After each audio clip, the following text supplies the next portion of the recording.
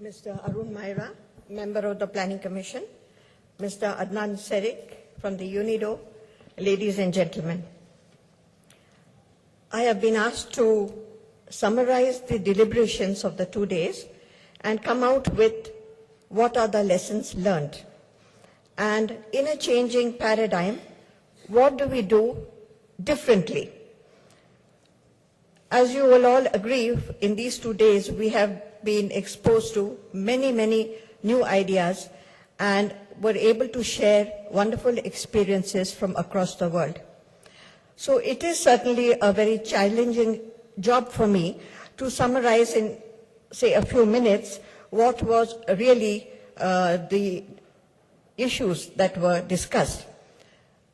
I won't go into many details of any particular aspect, but what I'll try to do is capture the essence of what was said on various aspects, and more importantly, what is the direction in which we should move. I think there was a broad consensus amongst all the speakers that though the times are changing, the importance of the MSMEs in the economies, both in developing countries and in the developed countries, is extremely important. They form the backbone of the manufacturing. They provide employment. They also contribute to the exports. Just to mention about India, the MSMEs do provide employment in a decentralized space. They contribute 40% to the manufacturing sector and 45% to exports. So this sector remains very crucial for the development of our economy. When we talk about changing paradigms, what exactly is it? Why do we keep focusing on this changing paradigms? First of all, we are all affected, all countries are affected by globalization, and in many cases, liberalization within the countries, liberalization of policies. One speaker very cryptly and aptly called it VUCA. VUCA, he said, stands for volatility, uncertainty, complexity, and ambiguity. So it's really like a volcanic situation, tectonic change for the small MSME manufacturers, very often in the semi-urban and rural areas. He is facing huge problems.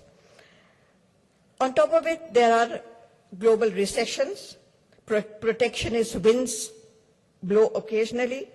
Even in developed countries, they want to bring in some protection to protect their employment, as we saw in the IT sector, where there was a move to prevent outsourcing of software development in the US. Trade barriers are coming down because of the negotiations in multilateral fora like WTO, and regional trade agreements are changing the competitiveness scenario amongst the countries of a particular region. So there is intensification of competition, not only within the country, but from outside. On top of it, there are rapid technological changes, so small and medium enterprises must keep up with them, otherwise they will not remain competitive. Then there are heightened social consciousness about labor, health, and safety issues. Then on top of it, there is climate change. Everybody is talking about sustainability, how to conserve use of natural resources. And with this globalization, the MSMEs have to look not only for their local markets, the national markets, but at global markets. So how to integrate themselves in this globalized markets.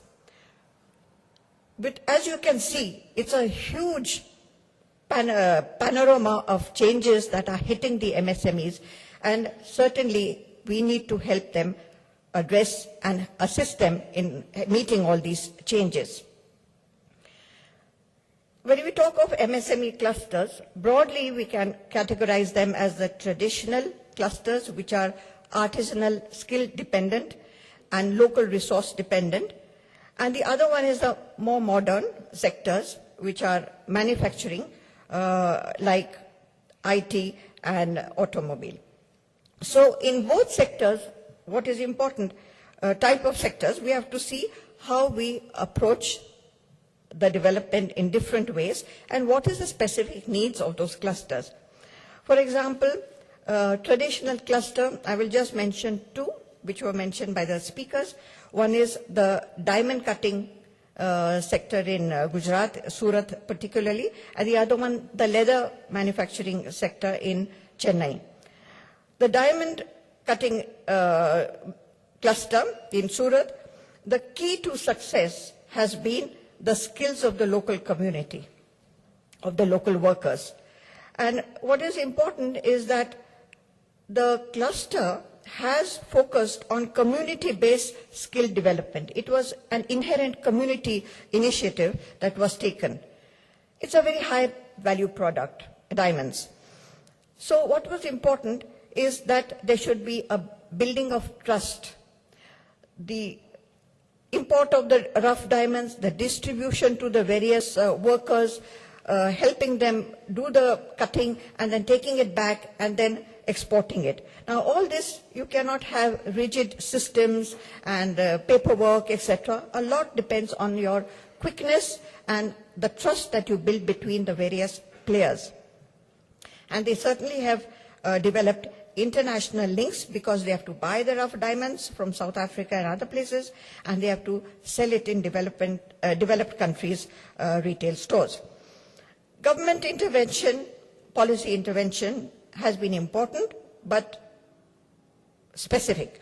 Facilities for import-export, reducing the duties, etc., not having many constraints. Infrastructure development. There was a plague in Surat which really affected the business, so government had to quickly intervene and control that, helping them with exhibitions in developed countries and so on. As regards leather, that's also a traditional cluster, but suddenly they were faced with tremendous problems of pollution, and there was really a threat of stopping the production because of Supreme Court orders.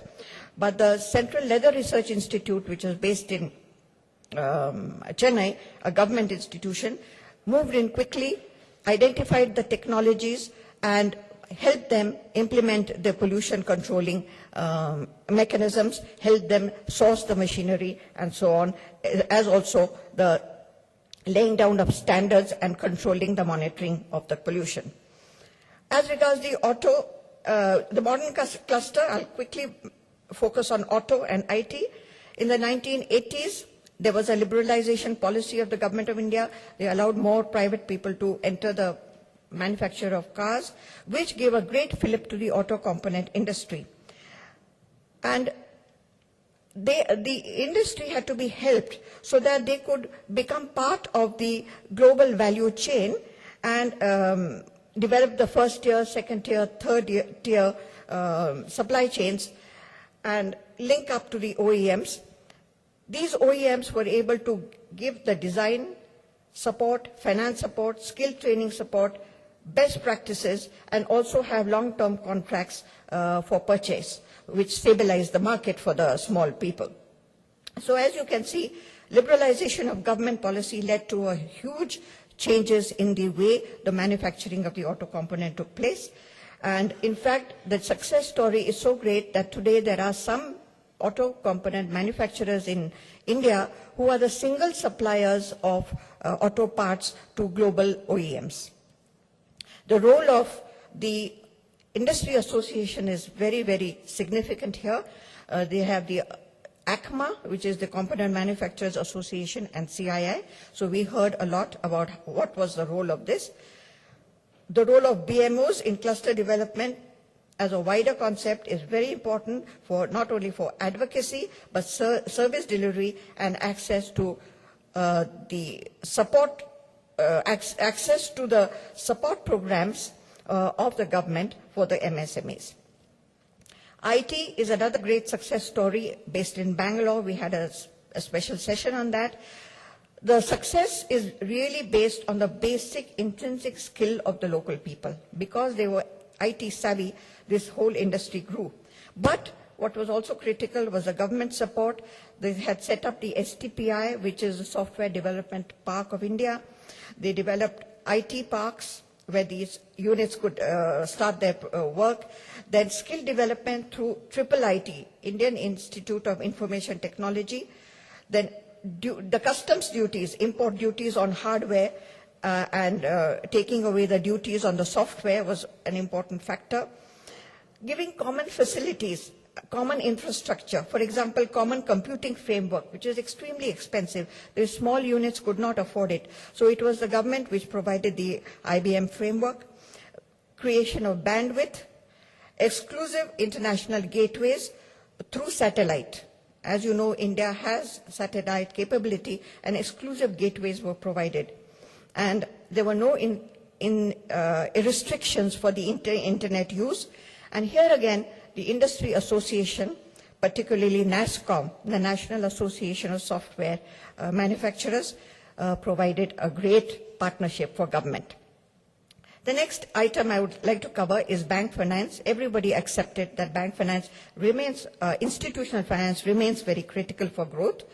What was said was that it's not necessary, not adequate if the bank just provides a one-time initial loan for starting or even working capital. What is necessary is to assist the MSMEs through the entire development cycle.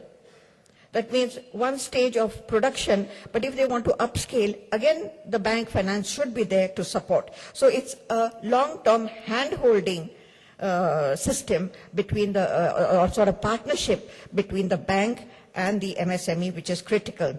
The loans must be, the credit should be adequate, it should be timely, and what the bankers felt was that a cluster approach helps the bankers too. It's not that MSMEs alone are helped, because the bankers are able to lower the cost of delivery, reach out to more distant clients. There is less default. He gave an example of how the default was practically zero, and I will mention it here. And lending through business organizations, BMOs, they found that it was so much easier and there was practically no default. A project approach to lending was also very helpful because they were able to appoint consultants to prepare project reports. So it was very easy for the banker to understand what they were lending to and what were the risks and how they should go about it. He gave two examples. One was the Tirupur textile cluster in the south and a transportation cluster where they helped the transportation, public as well as private, convert from the traditional petrol or diesel fuel to gas. The advantage of such projects which took a cluster into account was that there was community collateral and they did not require individual collateral. And being a project-based thing, they knew exactly what the returns were and whether it was viable or not.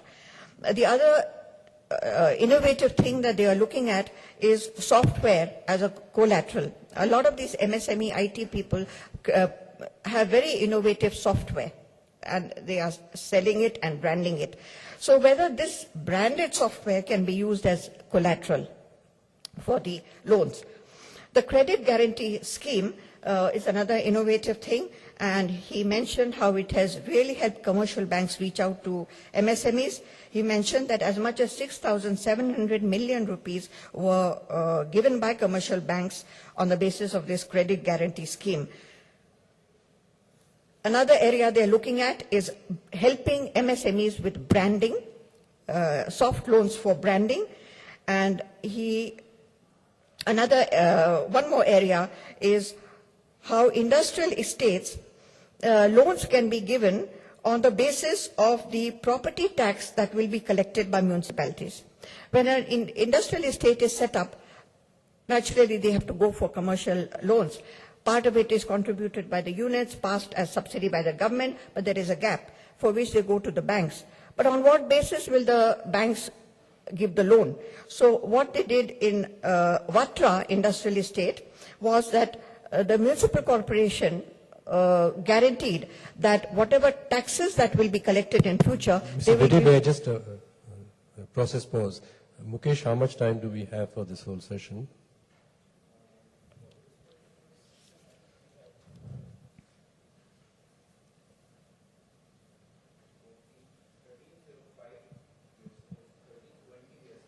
So we have only 15 minutes left, and we have to have some discussions, and I'd like to make some closing So- remarks. So, Thank you. Thank you. Thank you very much. I'll just quickly, this thing. The aspect of creative dynamism was discussed, how UNIDO was helping clusters within the countries to have collaborations with clusters in other countries and also with supermarkets for purchases of the products. What was important is that they reach international standards, hygiene standards, packaging, labeling, and so on. How to improve bargaining power of the producers when they discuss with multinationals was also discussed. The Chinese example of using special economic zones for helping MSMEs in export sector was mentioned, as also the problems with such a concept. The concept of virtual networking of clusters was discussed, how they can reach out to their buyers, designers, and R&D institutions and so on. Interactive websites was one tool to achieve this. European experience we were exposed to on several occasions. It was mentioned that in Europe they were not really focusing so much anymore on geographical clusters focusing on manufacturing, but they were looking at knowledge-based industrial growth with focus on innovation and networking. It was also discussed that clusters need not be linked vertically but horizontally. A cluster on furniture can be linked with a cluster on automobile so that problem solving can be achieved by discussing across the various clusters.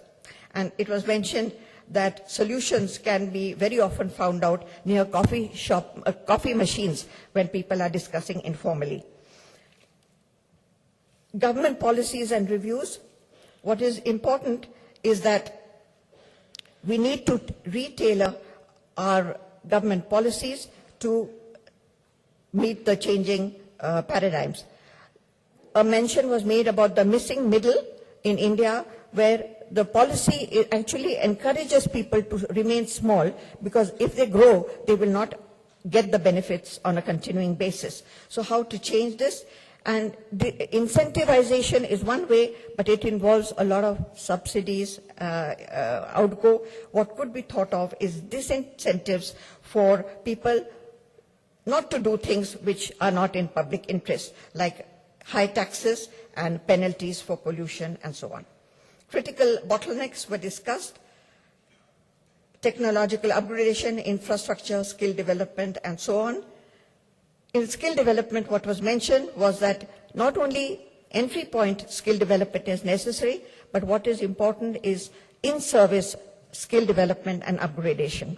And a very innovative idea was thrown out that large industry should be taxed by the government so that this money can be put into a fund, and this fund can be given to small people to develop in-house skilling and upgradation. Champion clusters to be encouraged as role models. The GIZ mentioned how you could have benchmarking, bronze, silver, and gold, and it should not be just a negative thing, but a positive thing, how they can be helped to identify where they lack, and how they can be encouraged to overcome their problems.